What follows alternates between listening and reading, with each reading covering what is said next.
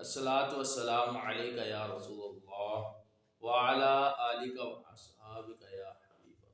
السلام علیکم ورحمۃ اللہ وبرکاتہ۔ امید کرتا ہوں آپ سب خیر و عافیت سے ہوں گے، قرآن پاک سیکھ رہے ہوں گے، سکھا رہے ہوں گے۔ سکھانے کا یہ اس لیے کہتا ہوں کہ ہمارے ویڈیو کو آپ آگے شیئر کر بھی رہے ہوں گے اور اس سے بھی کوئی بچے بڑے جو ہے قرآن پاک سیکھ رہے ہوں گے، اپنے تک اپنے رشتہ داروں تک ہماری ویڈیو کو پہنچائیں، ان کے بھی کو بھی سکھائیں، ان کو بھی بتائیں کہ یہ قاری صاحب پڑھا رہے ہیں آپ یہاں پہ۔ ہمیں تو بہت زیادہ آسان لگ رہا ہے قرآن پاک سیکھنا، ان کی ویڈیو دیکھ تو ان کو بھی سکھائیں تاکہ وہ بھی سیکھ پائیں۔ تو ہم نے سبق نمبر 17 تک مدنی قاعدہ پڑھ لیا ہوتا، آج ہم سبق نمبر 18 پڑھ رہے ہیں۔ تو سبق نمبر 18 جو ہے یہ حروف مقطعات کے بارے میں ہے۔ تو حروف مقطعات یہ اس کو اس لیے حروف مقطعات کہتے ہیں کہ ان کے الفاظ کے جو معنی ہیں یہ اللہ اور اس کا رسول ہی بہتر جانتے ہیں۔ تو مفسرین نے جہاں تک ممکن ہوا ان کی کچھ تفسیریں بیان کرنے کی کوشش بھی کی ہے، لیکن حقیقت میں ان کے معنی صرف اور صرف اللہ اور اس کا رسول ہی بہتر جانتے ہیں کہ ان کے کیا معنی اللہ ہی جانتا ہے۔ آگے حروف مقطعات قرآن پاک کی بعض صورتوں کے شروع میں آتے ہیں۔ جب قرآن پاک کی صورت کا آغاز ہو رہا ہے تو یہ الفاظ ہر صورت کے شروع میں نہیں لیکن بعض صورتوں کے شروع میں آتے ہیں۔ ان حروف کو مفرد حروف کی طرح الگ الگ اس طرح پڑھیں گے، مدات کی مقدار۔ یہ قاعدہ اس حروف مقطعات کو پڑھنے کا ذہن میں بھی رکھنا ہے کہ اکثر بندے جو ہیں حروف مقطعات کو غلط پڑھتے ہیں۔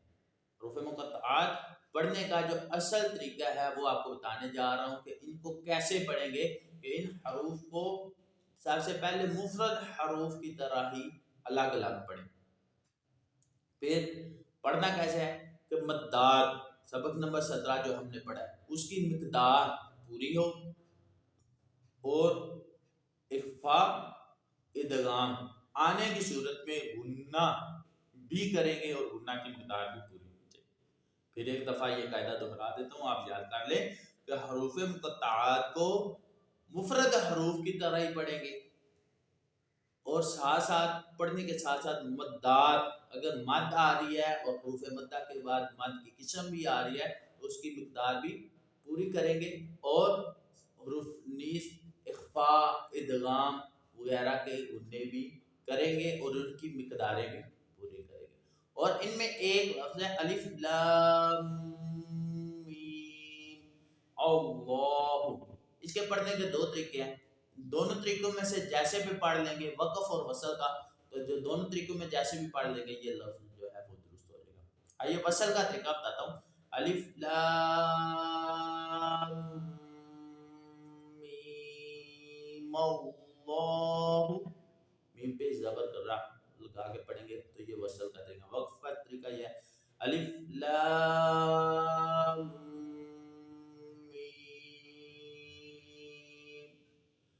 اللہ۔ تو وقف اور وصل اس دونوں صورتوں میں ہم اسی انداز میں پڑھیں گے کہ وصل کی صورت میں میم آخری میم پر جو ساکن ہے اس پر زبر لگا کے لام کے ساتھ ملا دیں گے، وقف کی صورت میں وہ ساکن ہوگا اور اس پہ الف پہ جو ہے ہم حرکت لگا کر پڑھیں۔ آئیے اس سبق کا باقاعدہ آغاز کرتے ہیں۔ ان حروف کو زبانی بھی یاد کر لیں، ان کا بہت زیادہ فضائل بھی ہیں اور آپ ان کو زبانی بھی یاد کریں اور اچھے انداز میں مدات اور حروف ادغام، اقلاب، اخفاء تمام جو بھی قاعدہ آئے گا اس کے مطابق اس کو پڑھنے کی کوشش کریں گے۔ صاد، تو یہاں پر دیکھیں الف مدہ ہے اور اس کے بعد جزم آ رہی ہے تو لہٰذا اس کی مقدار کو بھی ہم پورا کریں گے، مد لازم کی مثال ہے۔ اس طرح قاف، نون، طا، یہاں پر صرف الف مدہ ہو رہا ہے، کھڑی حرکات ہے تو ان کی مقدار ایک الف کے برابر، اس کو ایک الف کے برابر کھینچنا ہے۔ اور مد لازم کی ہم نے مثال پڑھی تھی، مقداریں پڑھی تھی 3 الف کے برابر کھینچ کے پڑھنا ہے، تو لہٰذا ان کو 3 الف کے برابر ہی کھینچ کے پڑھیں گے۔ اور اسی طرح آگے یا سین، 3 الف کے برابر یہ حروف مدہ ہے اور اس کے بعد سکون اصلی ہے۔ تو سین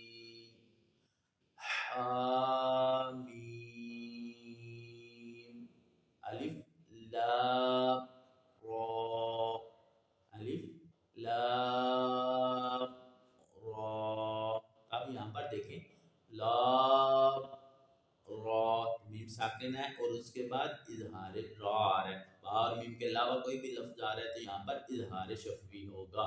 اس بات کو بھی ذہن میں رکھنا ہے۔ نون ساکن کے بعد حروف حلقی، اظہار، اخفاء، ادغام، اقلاب، ان میں سے جو بھی حرف آ جائیں گے تو وہاں پر وہ قاعدہ ملانا ہے۔ میم ساکن کے بعد جو بھی حرف آ جائے گا تو اس کے بعد وہ والا قاعدہ ملانا ہے۔ آگے الف لام میم، اب دیکھیں یہاں پہ لام، تو یہاں پر مد لازم کی مثال ہے، اور پھر میم ساکن کے بعد دوسری میم آ رہی ہے ادغام شفوی کی۔ اسی طرح اگر یا مدہ ہے اس کے بعد پھر سکون اصلی ہے تو یہ مد لازم ہے۔ مدات کی مقداریں بھی پوری رکھنی ہے اور اخفاء اور ادغام ان کی صورتوں میں یہ بھی کرنا ہے، ادغام شفوی وغیرہ وغیرہ۔ آگے الف لام میم را، یہاں پر دیکھیں میم ساکن کے بعد دوسری میم تو ادغام شفوی، اور اس کے بعد میم یا مدہ، اس کے بعد میم ساکن تو یہ مد لازم کی مثال ہے، اور میم ساکن کے بعد را آ رہا ہے اظہار شفوی کی مثال۔ تو اس تمام مثالوں کو بھی آپ نے ذہن میں رکھنا ہے۔ آگے ہا میم عین سین قاف، تو یہ بھی نون ساکن کی مثالیں بھی اس میں آ گئی ہیں۔ نون ساکن کے بعد حروف اخفاء میں سے سین، نون ساکن کے بعد حروف اخفاء میں سے قاف، اور اس سے پہلے مد لین عارض کی مثال مد لین لازم کی مثال عین، پھر سین مد لازم کی مثال، قاف مد لازم کی مثال، تو اس کی مقداریں بھی پوری پڑیں گی۔ طا سین میم، یہاں پر دیکھیں نون ساکن اور اس کے بعد میم آ رہا ہے تو یہاں پر سین میم، تو غنہ کی مقدار بھی پوری کریں گے، ادغام بھی کریں گے۔ الف لام میم صاد، الف لام میم اللہ، الف لام میم اللہ، دونوں طریقوں کے ساتھ یہ والا لفظ پڑھنا جو ہے وہ جائز ہے۔ حروف مقطعات کاف ہا یا عین صاد، تو انہی الفاظ کے ساتھ ہمارا جو آج کا سبق نمبر 18 ہے وہ مکمل ہو جاتا ہے، اور یہ حروف مقطعات کے بارے میں ہے۔ اس بات کی طرف خیال رکھنا ہے کہ بالخصوص ان کو حروف مفردات کی طرح پڑھنا ہے، یہ تو آپ نے سیکھا۔